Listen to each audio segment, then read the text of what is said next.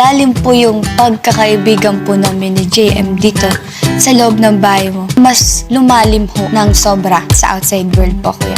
Kamusta ang estado ng relasyon ni JM and Fiang?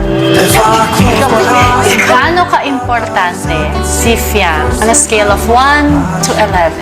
12. Simula nang dumating siya, lahat ng pasan ko kumaan. It's me and him against the world. Tayo talaga